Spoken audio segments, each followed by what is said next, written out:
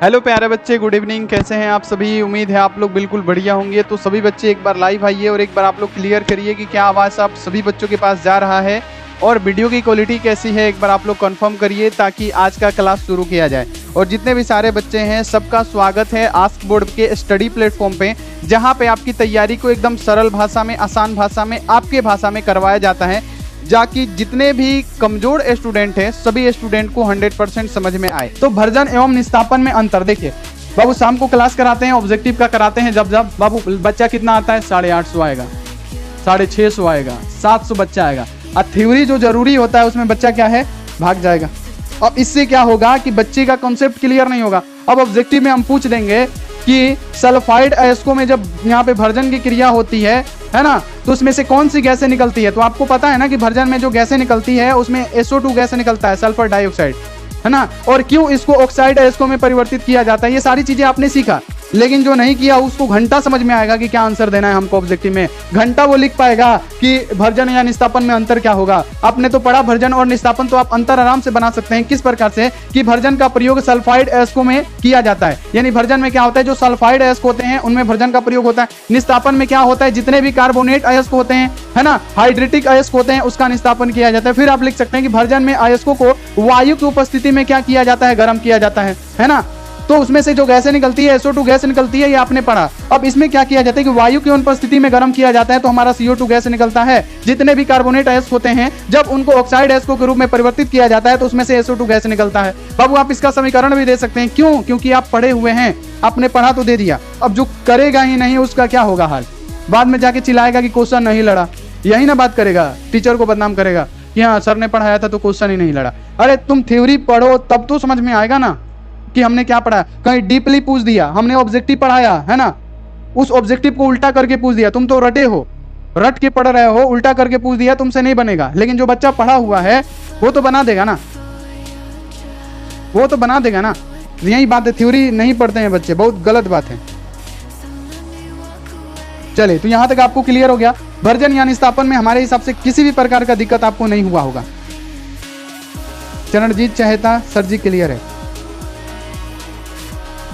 Vicky Kumar clear है, clear है। Attitude queen, Pappu king, कुशल कुमार, शुभम कुमार,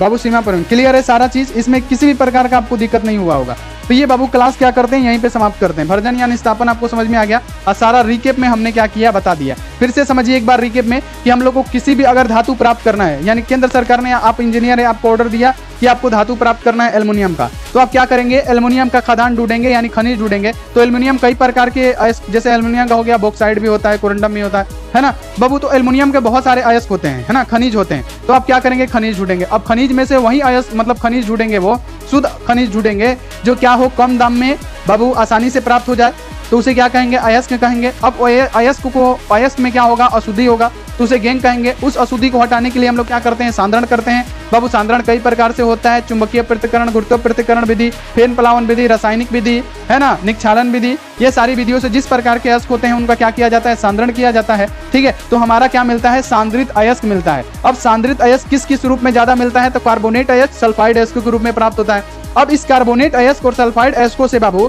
यहाँ पे याद रखना है कि हमको अपचयन करके शुद्ध धातु प्राप्त करना बहुत कठिन कार्य होता है। तो हम इस कार्बोनेट अयस्क और सल्फाइड अयस्कों को क्या करते हैं, ऑक्साइड अयस्कों में परिवर्तित करते हैं। और ऑक्साइड अयस्कों में जब परिवर्तित हो जाता है तो इससे बाबू धातु प्राप्त करना बहुत आसान हो जाता है। तो ऑक्साइड अयस्क में परिवर्तन करने के लिए हम लोग 2 नियम पढ़ते हैं। कौन, निस्तापन, भर्जन। निस्तापन में वही अयस्कों का बाबू निस्तापन किया जाता है जिसमें नमी होगी, जिसमें कार्बोनेट अयस्क होगा वही को, और उसमें क्या किया जाता है, वायु की अनुपस्थिति में उसके कम गलनांक के ताप पे गर्म किया जाता है। तो वायु की अनुपस्थिति में गर्म करते हैं बाबू, जैसे कार्बोनेट अयस्क होते हैं तो उसमें हमारा CO2 गैस निकलता है। उसके बाद से भर्जन होता है जिसमें क्या किया जाता है बाबू, जिसमें सल्फाइड अयस्कों का किया जाता है, जिसमें आर्सेनिक की मात्रा हो, जिसमें एंटीमनी की मात्रा हो, उसमें क्या किया जाता है, भर्जन की क्रिया होती है। उसमें क्या किया जाता है कि उसके उच्चतम के मतलब कम गलनांक पे क्या किया जाता है कि वायु की उपस्थिति में गर्म किया जाता है, तो उससे SO2 गैस प्राप्त होती है। तो यही सारी चीजें तो है जो हमने पढ़ा हुआ है उस समय से।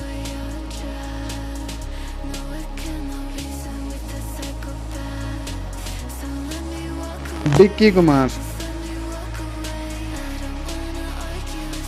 चलिए, तो आप लोग क्या करिएगा, वीडियो को फटाफट से लाइक कर दीजिए, है ना, वीडियो को लाइक कर दीजिए और चैनल को फटाफट से क्या करिए, सब्सक्राइब करके बेल नोटिफिकेशन को आप लोग ऑल पे दबा दीजिए, ठीक है। और आप लोग थ्योरी का क्लास हम ज्यादा कहेंगे कि आप लोग करने की कोशिश करिए। चलिए मिलते हैं ऐसी अगली क्लास में, आप लोग अपना ध्यान रखिए, मन लगा के पढ़ाई करिए। Take care and bye.